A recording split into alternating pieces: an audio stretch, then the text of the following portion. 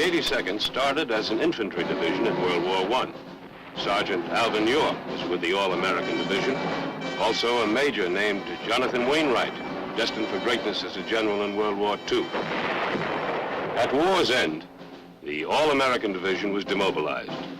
It came alive again in 1942 when it was reactivated as an infantry division under General Omar Bradley.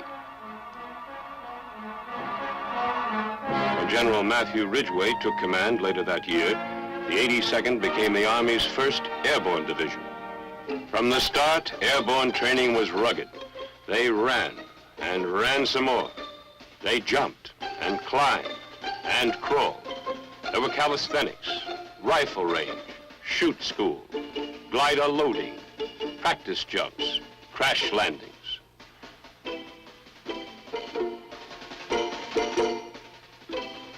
Training was continuous from Fort Benning, Georgia to the sands of North Africa. The men of the 82nd were learning what it meant to be really combat ready. And ready they were when the first mission was announced in July 1943. Blowing up clouds of desert dust, they took off from North Africa and headed out over the blue ocean. Ahead was their first combat jump.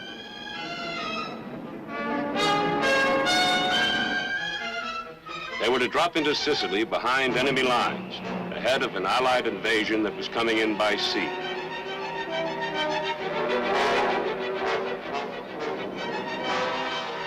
The men of the 82nd advanced 150 miles in 6 days. The German and Italian defenders were routed, but not without hard fighting. The Sicilian campaign was the first combat proof that American airborne doctrine was valid. And the fighting quality of its paratroopers was made dramatically clear.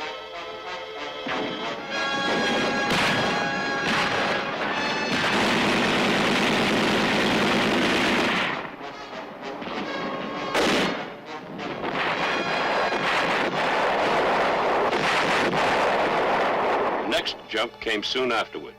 The Allies had landed at Salerno on the Italian mainland, but the bridgehead was in trouble, so the 82nd went in. The Germans, some of Hitler's best troops, fought savagely with everything they had.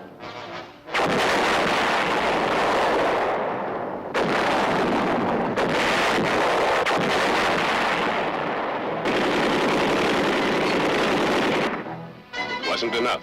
They were beaten back. On October 1st, 1943, Naples was liberated. Men of the 82nd led the way in, but they had little time for the victory celebration, as elements of the division fought at the Anzio beachhead.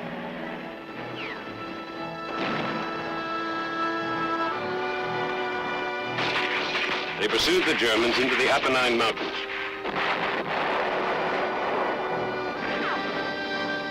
They had to fight mud and exhaustion as well as rocky heights. Spearheading the 5th Army's advance, they finally joined the British 8th Army at Mount Samukro.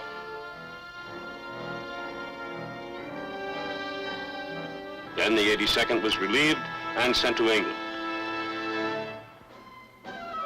This was their first real breathing spell since Sicily. No one really believed it would last for long, but it was nice while it lasted. Replacements began pouring in, and intensive training was resumed.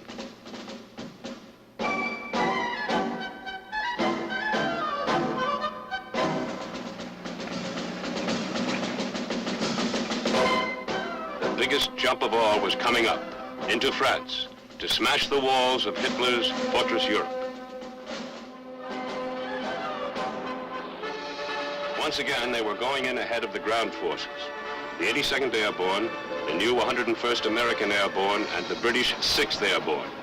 The German army was taken by surprise, but not completely.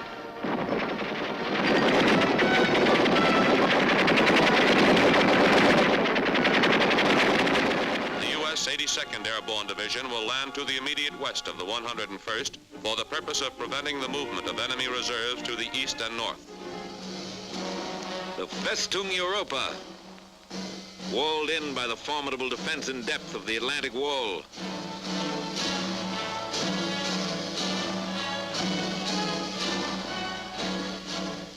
Mined, trapped, bristling with gun emplacements and fortifications.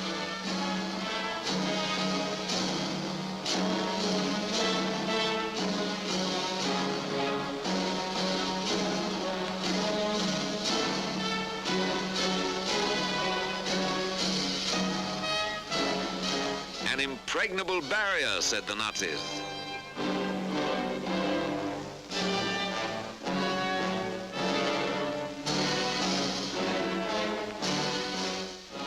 The combined chiefs of staff decided that frontal assault alone would not crack Fortress Europe. The Atlantic Wall must be vaulted and the cracking process begun from the rear. The initial effort by land, sea, and air would be made in this area, spearheaded by troop carrier and airborne forces.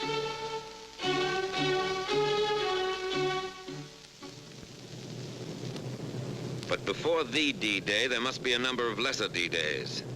The first large-scale airborne operation was performed in conjunction with the assault on Sicily, 10 July 1943. Taking off from fields in Africa for dropping zones in Sicily, troop carrier units transported by glider and aircraft, units of the 1st British and the U.S. 82nd Airborne Divisions. Almost a year before this operation, a troop carrier group transported a parachute infantry battalion from England to start the invasion of North Africa.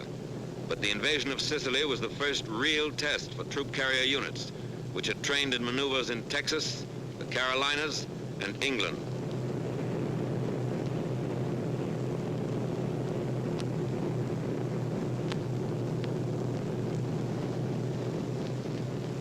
The Sicilian operation indicated there was much to be learned about the planning of an airborne operation. Troop carrier aircraft were shot down by friendly forces, and parachute drops were widely scattered. It was a tactical success, however, rich in experience for the units which would later participate in the assault on the continent.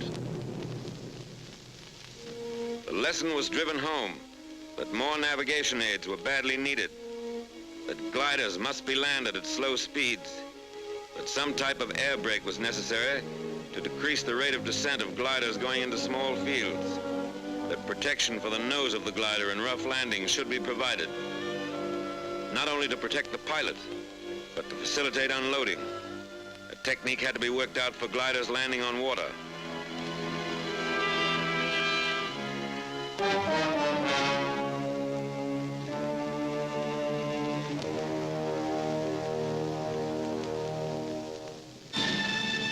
To the lessons of Sicily was added the experience of the highly successful operation in the Markham Valley of New Guinea, in which troop carrier and airborne forces showed the practicability of a well-planned daylight operation.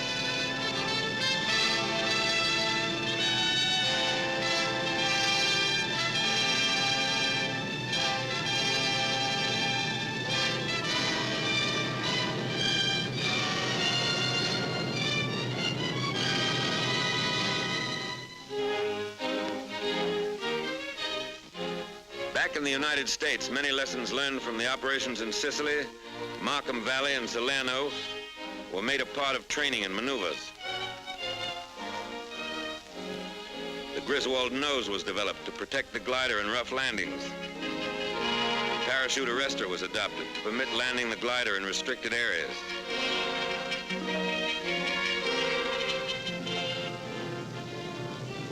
The intercom between tow plane and glider was introduced.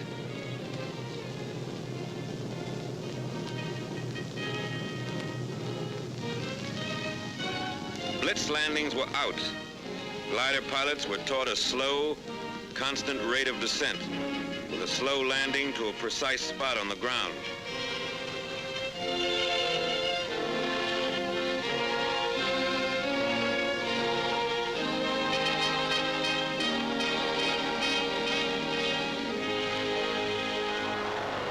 Many types of combat aircraft were suitable for towing the CG-4A glider. The B-25 was used. The P-38 performed its task well.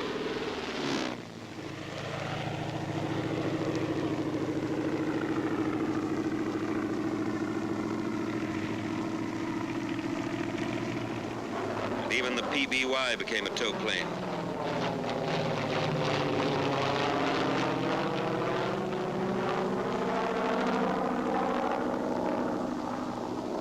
Note the takeoff of the PBY before the glider.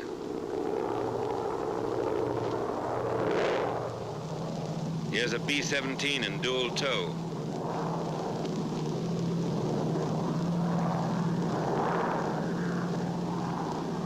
And a triple tow by a C-54.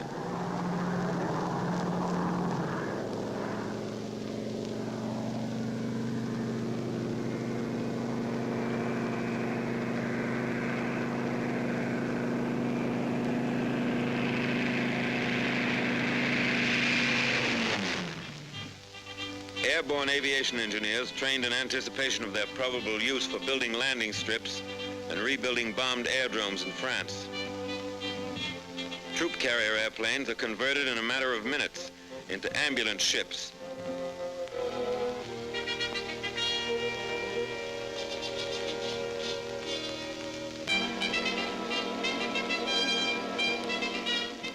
And from lessons learned overseas grew the doctrine expressed in War Department Circular 113, employment of airborne and troop carrier forces. Doctrine was put into practice, and Circular 113 became the blueprint for all future airborne operations. Airborne and troop carrier units are theater of operation forces. Their employment must be an integral part of the basic plan made by the agency directing all land, sea, and air forces in the operation. The coordinating directive must be issued in time to allow realistic preparation and training by troop carrier and airborne units for the specific operation. Airborne troops must be employed in mass, and the bulk of the force landed in as small an area as possible. The use of highly trained Pathfinder teams dropped in advance to mark dropping zones and glider landing zones is essential. Procedures must be prescribed which will ensure that troop carrier aircraft on course at proper altitudes and on correct time schedules are not fired upon by friendly forces.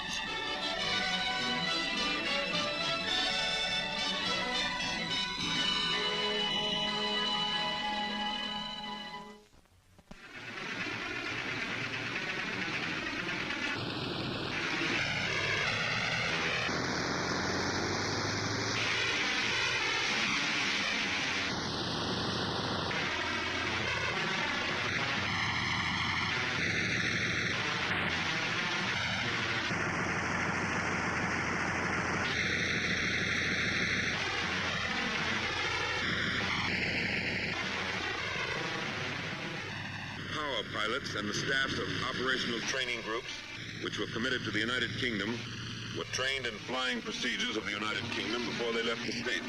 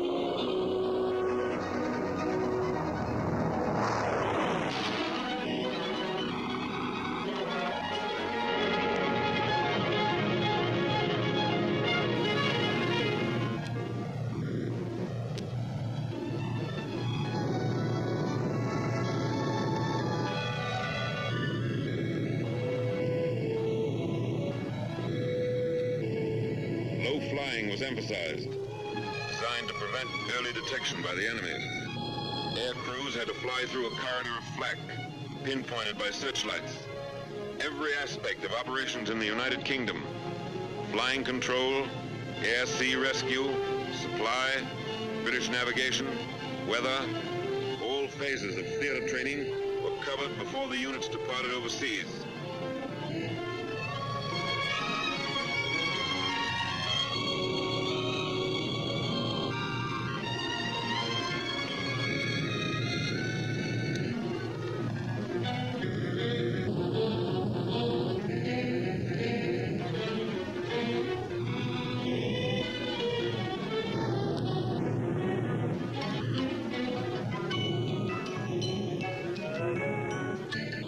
Ended with gliders landing in small fields, similar to the potential landing zones in France. Live loads are in the gliders.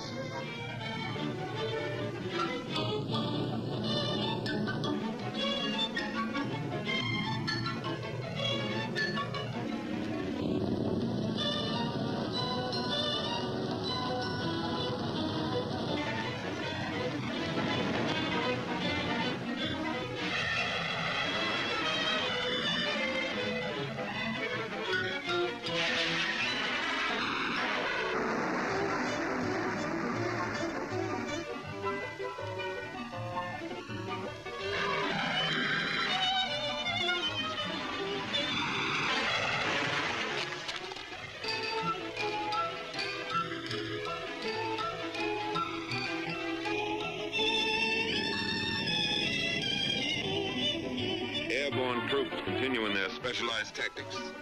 Glider pilots are trained to stay in action with them until evacuated.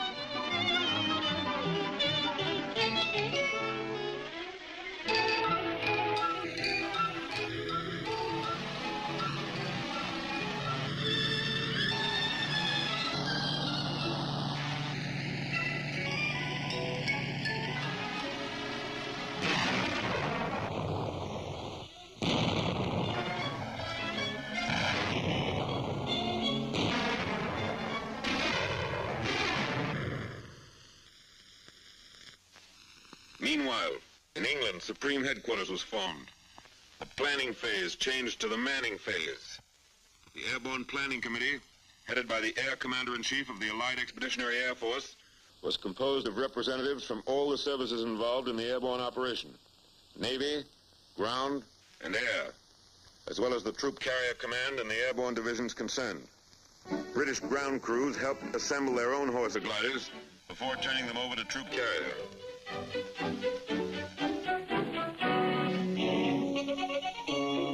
This British Horsa now belongs to the 9th Troop Carrier Command.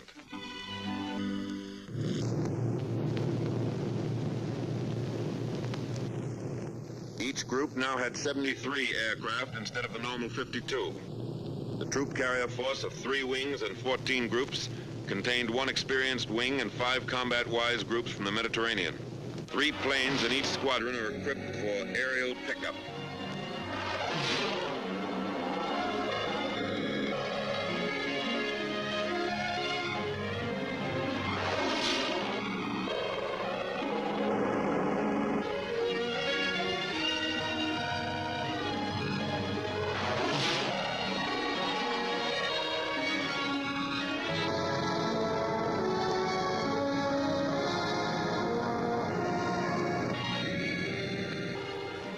Coordination between ground and air is necessary for accuracy in delivery of resupply containers.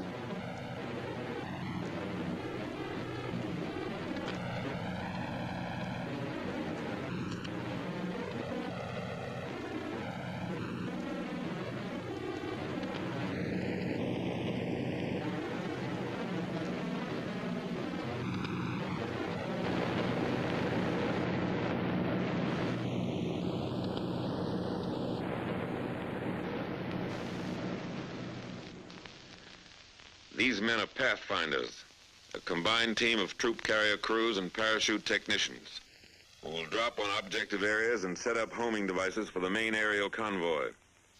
Teams consist of 9 to 14 technical men and 5 security personnel. The Pathfinder School, starting without precedent and table of organization, and with little equipment, turned out 50 trained troop carrier crews and 260 British and American airborne officers and men by D-Day. Pathfinder airplanes were equipped with every navigational aid used by troop carrier, and the flight crews and airborne teams received 30 to 60 hours training in their use, both in the air and on the ground. Each Pathfinder team is equipped with 8 specially designed holophane lights from which DZ light tees are made. By D-Day, crews who had lived, trained, and were briefed together could navigate under instrument conditions to within 600 to 800 yards of a pinpointed position in unfamiliar territory.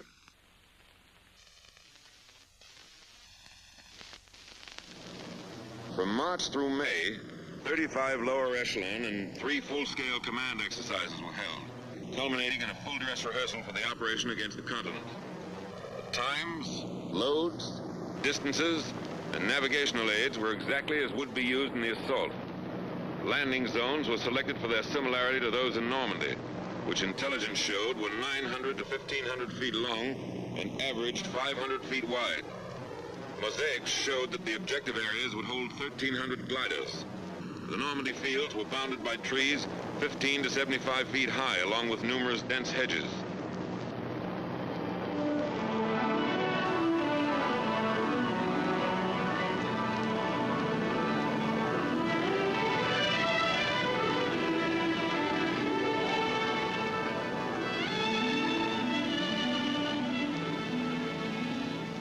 Glider pilots were allowed to choose their own fields, and release was made at heights from 800 to 1,000 feet.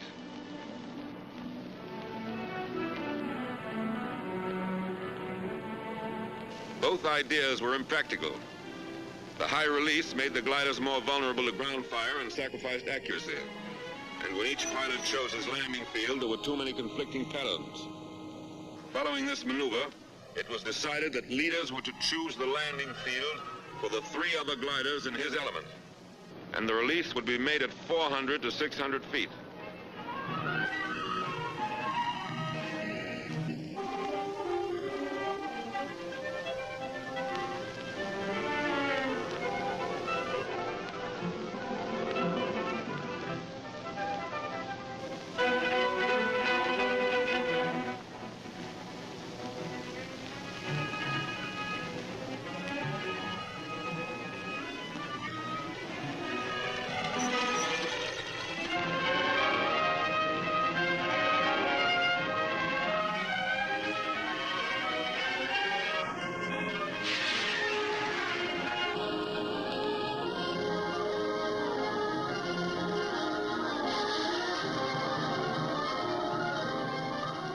If fields small enough for practical operational training are used, there are certain to be crack-ups.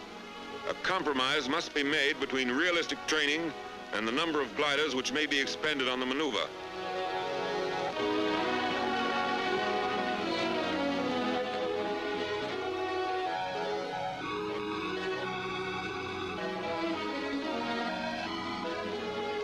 One reason the percentage of Horsa crack-ups was to be so much higher in the actual operation was that a sufficient number were not available for extensive practice in full-load landings into small fields.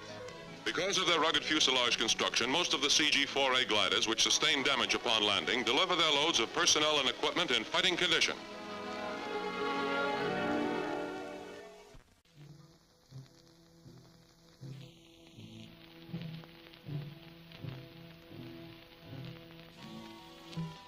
Airborne infantry file into buses for their last land-borne ride until D-Day.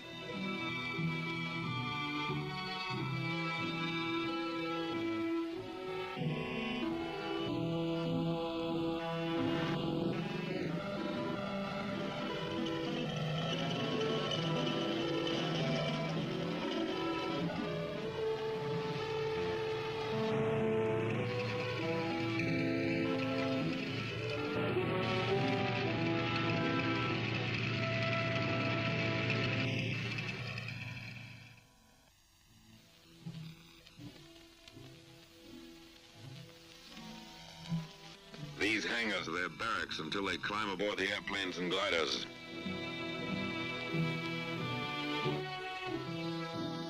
New equipment is issued.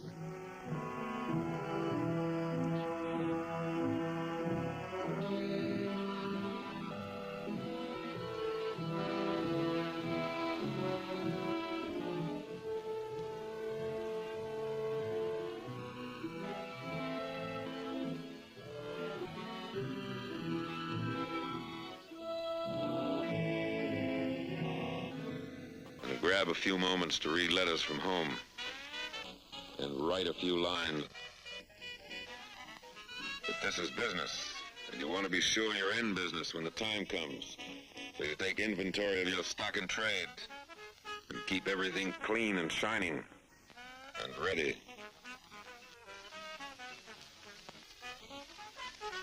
Overnight, the ships blossomed out in their new war paint. On D-2, invasion markings were applied. Another lesson from Sicily.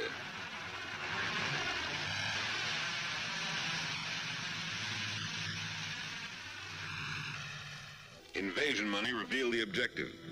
By now, the High Command insisted that individuals should know their destination.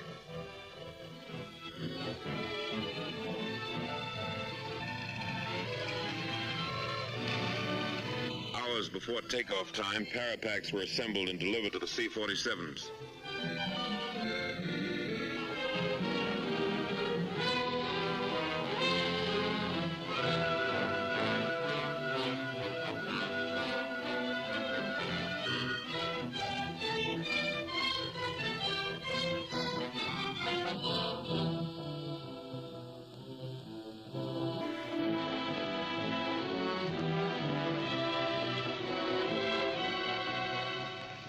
LSTs receive their quotas of troops who will cross the beaches and move forward if troop carrier and airborne have done their job. One glider regiment of the 101st was to go in by boat, as were some attached and supporting units of both divisions. The lift, or the required aircraft and gliders, was not available to put them in by air as early as needed. D-Day -1. And time narrows down.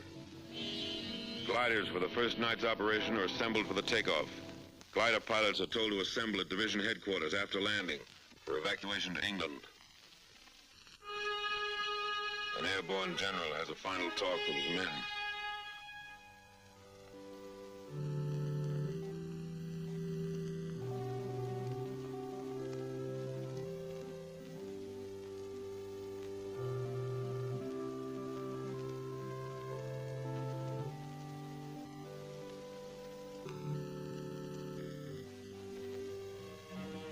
Troop carrier and airborne have their final inspection.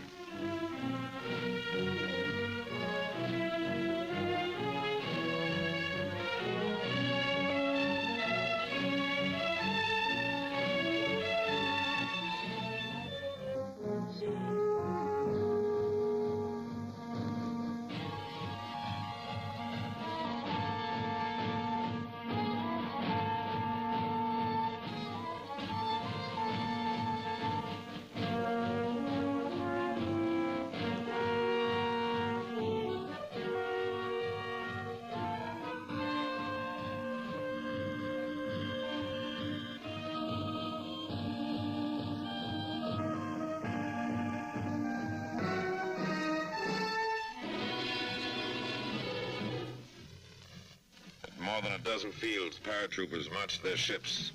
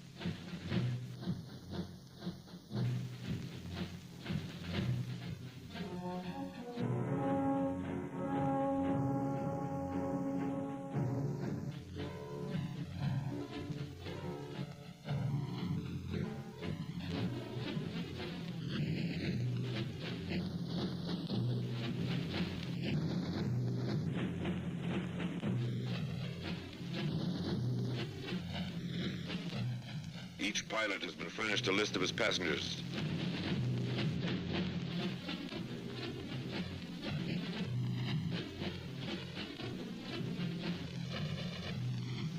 Parapacks are checked.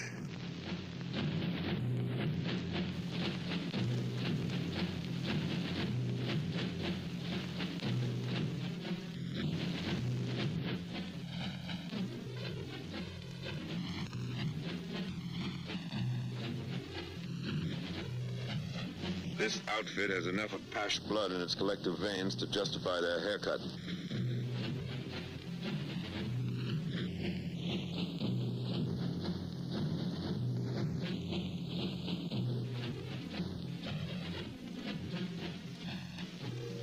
There's a message from the Supreme Commander.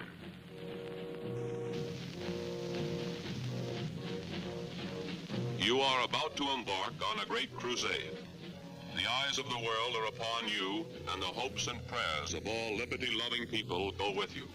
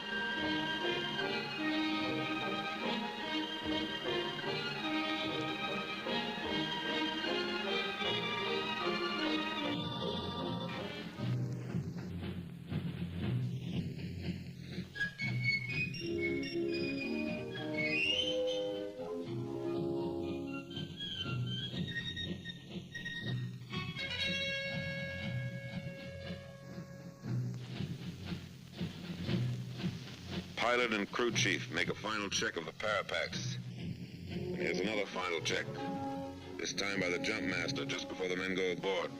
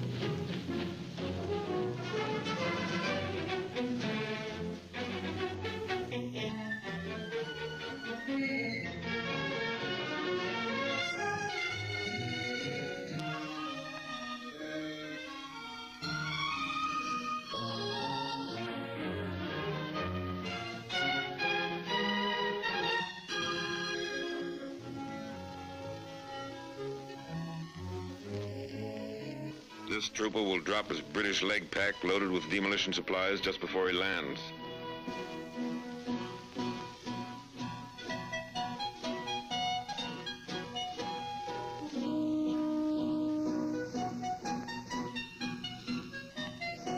Dusk.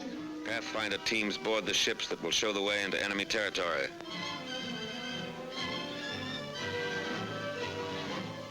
.925 troop-laden aircraft will home tonight on navigation aids set up by these Pathfinders. This is 1 minute out of 1 hour in one day in the world's history that has rarely been equaled. These are the first ships to take off in the airborne invasion of Fortress Europe.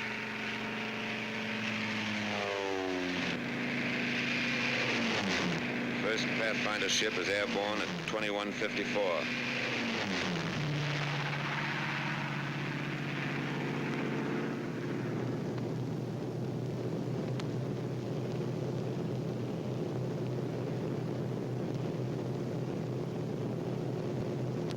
As the Pathfinders head for the coast of France, other C-47s move into position for their takeoff at the head of the runway.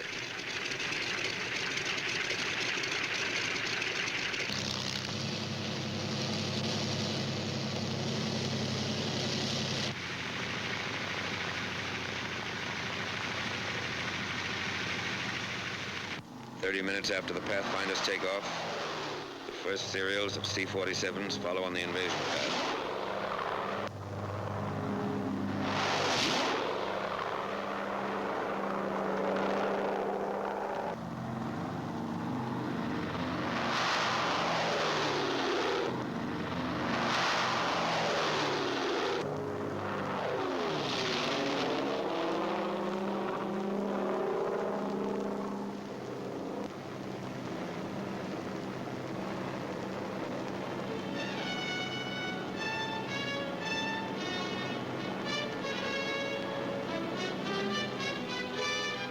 Troop carrier aircraft crossed the channel. The Allied invasion fleet has already weighed anchor.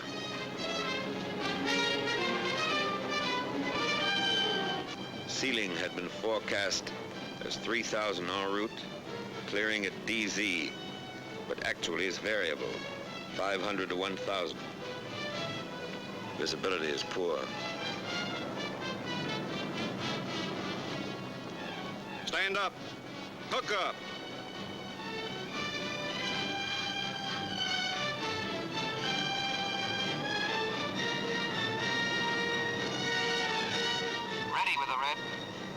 Show the red. Stand to door. Ready with the green. Show the green. Go.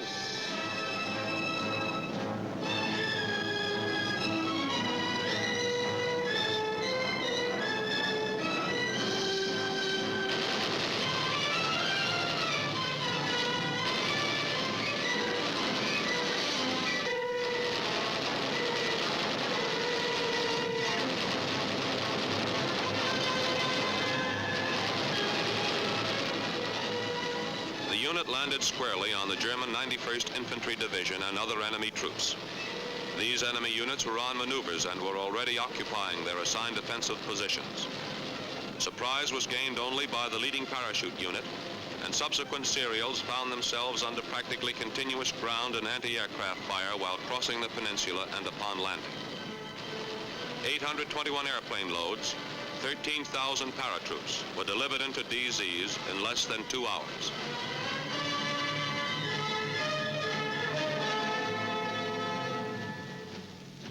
Troop carrier had not planned or trained for a night glider landing, but more panzers moving into the peninsula made 100 glider loads of anti-tank guns and troops essential for the initial phases. It was estimated that only 50% of personnel and equipment would be available for use after the landing. This calculated risk was accepted. The serials were made up of the reliable CG-4As, which were easier to put into strange fields in darkness. 0200. Time for the gliders to go.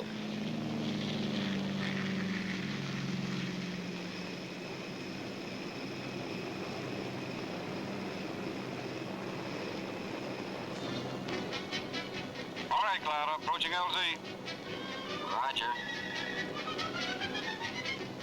Okay, cut loose. Roger. So long.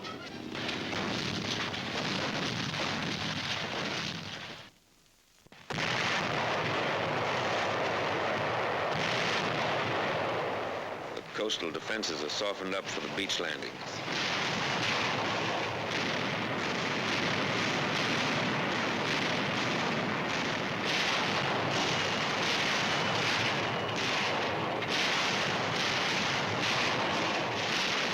Daybreak.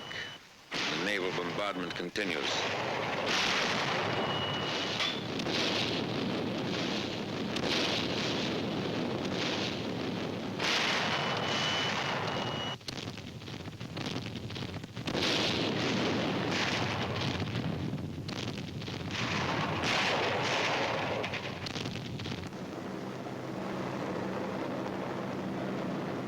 Marauders went in ahead of the troops to blast enemy coastal installations.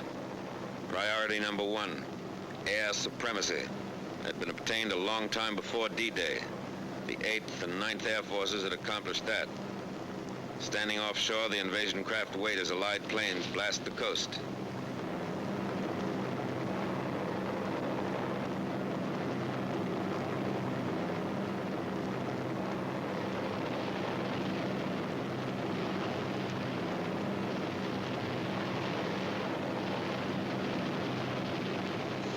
Allied surface ships come in.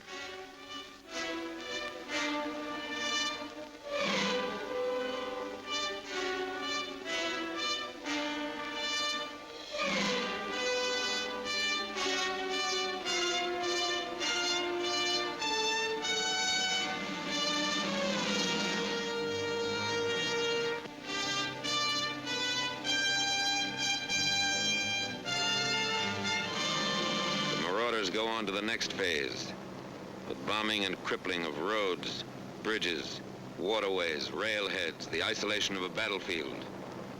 And the battlefield is isolated. No German reserves come through to the coast in any strength. The beachhead holds and grows as the Air Force piles up a record number of sorties.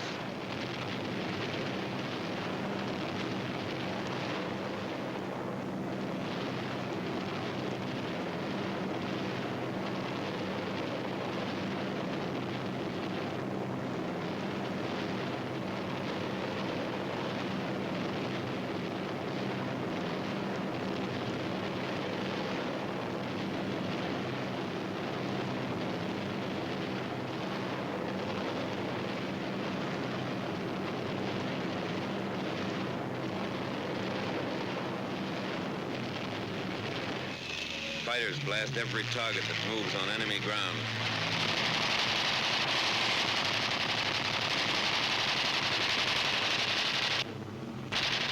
Any target of opportunity is legitimate prey. Record sorties are flown by the fighters on D-Day.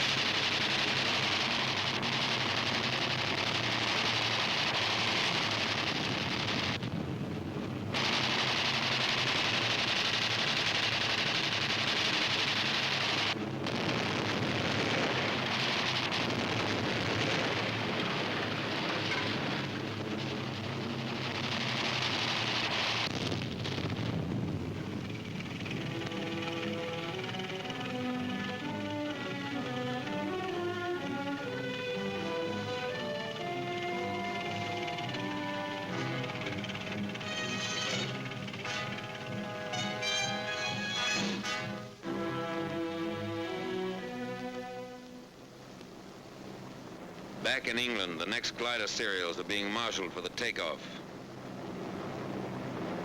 The C-47s are doing double duty. Back from the paratroop drops, they're ready to take off with gliders. Dual tow had been practiced in the States, but it was not used in this operation due to the extra time necessary for air assembly and to the additional marshalling space which it would require on the airdromes.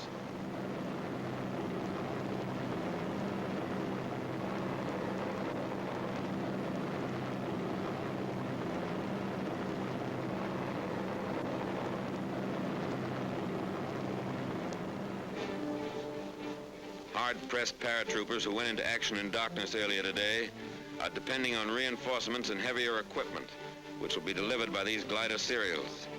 3 groups of fighter cover are in takeoff position at airdromes to the south.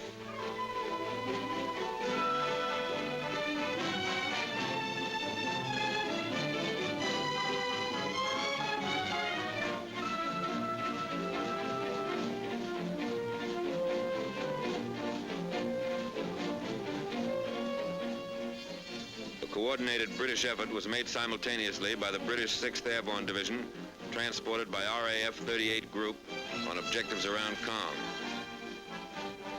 Particularly interesting was the delivery of 8.5-ton tanks of a Recce regiment in 30 huge Hamilcar gliders. 29 of the 30 tanks were in action within 10 minutes after they were landed.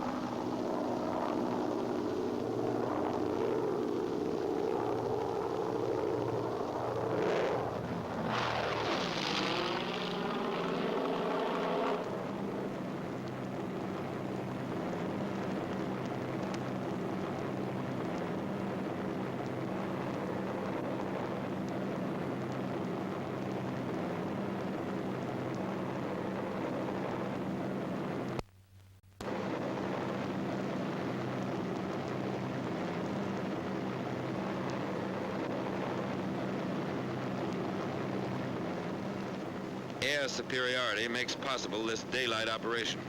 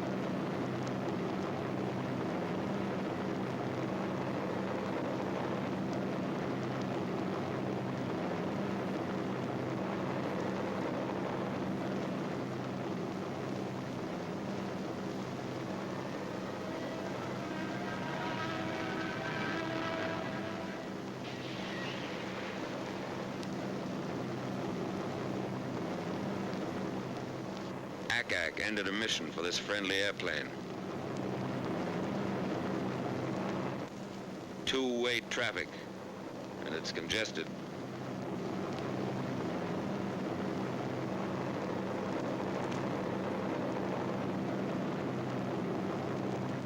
These are areas flooded by the Germans.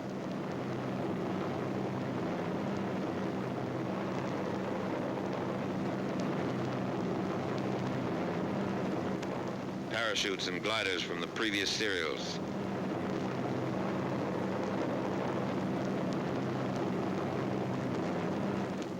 The gliders cut loose from their tow planes.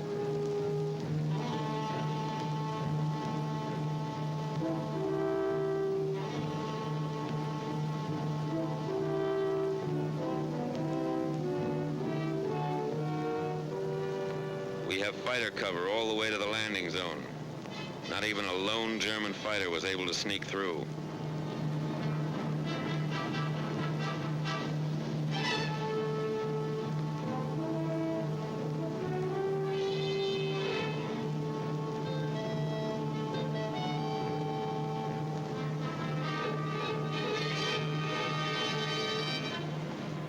One of the gliders makes a landing in the flooded area.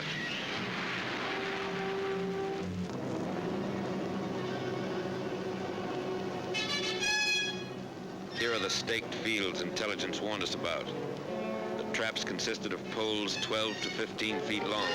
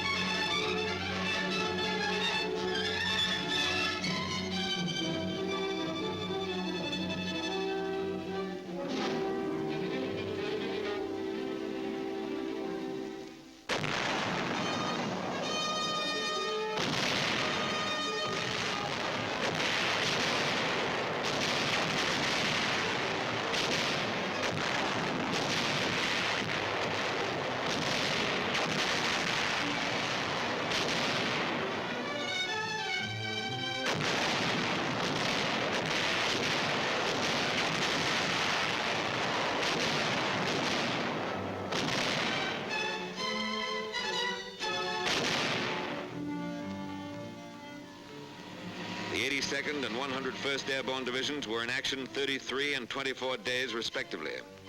The 82nd, having captured Saint-Mère-Église and secured the bridgehead across the Mer de Ré River, destroyed other river crossings, protected the flank of the 7th Army Corps, and drove west to the Douve River. The 101st seized the areas assigned it, destroyed bridges, and drove on to Carentan to establish a defense area there.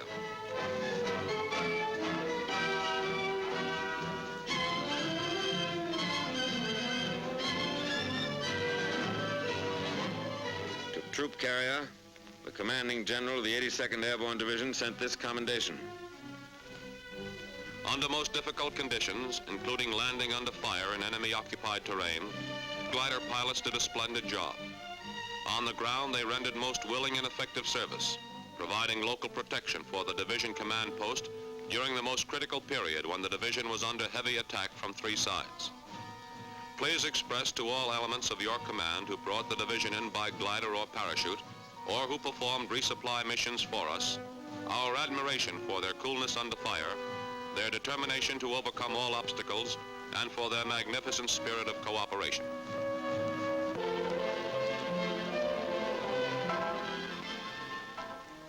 This is part of the price paid for 6 and 7 June 1944.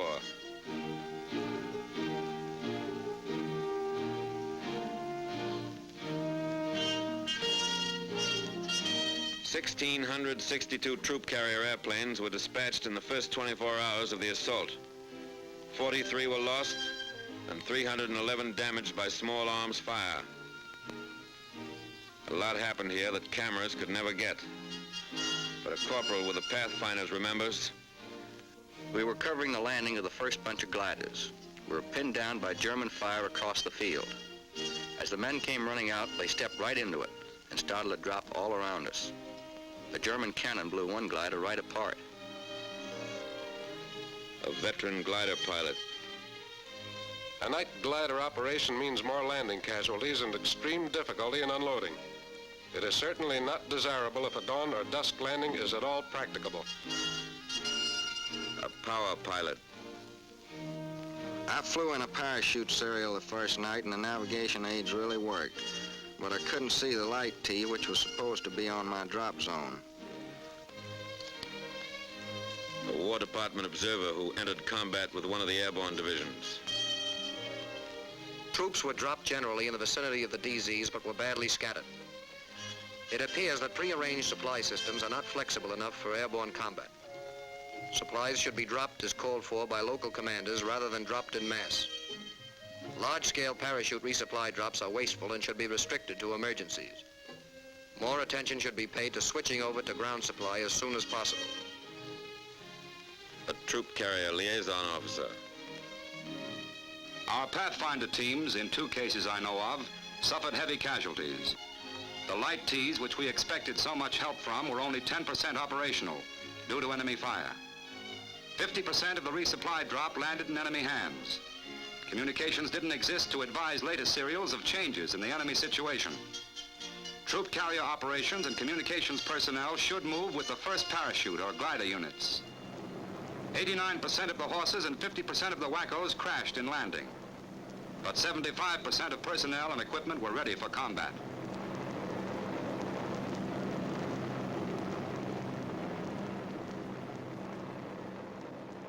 A key point in the Nazi defenses and the first town to be liberated in France. It was a slow process. They had to bleed for every town, field, and hedgerow. The 82nd fought for 33 days without relief or reinforcements. The enemy wished they hadn't.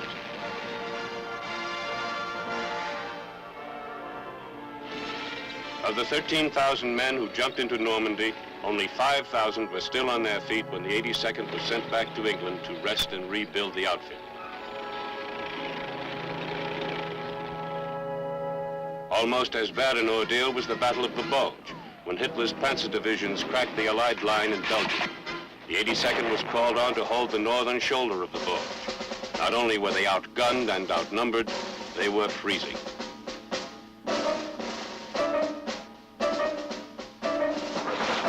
Like their fellow paratroopers of the 101st at Bastogne, the men of the 82nd threw back one desperate attack after another.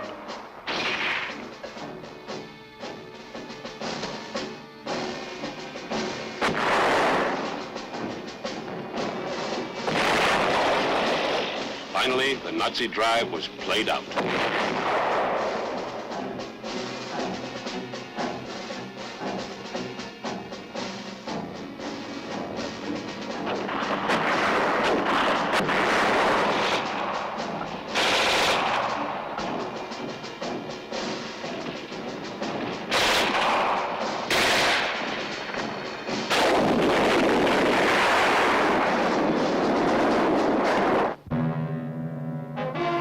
Airborne soldiers stayed on the ground now to race across Germany, scooping up a fantastic number of prisoners, including the entire 21st German Army, 145,000 men. It was an inglorious end to Hitler's dream of a 1,000-year Reich.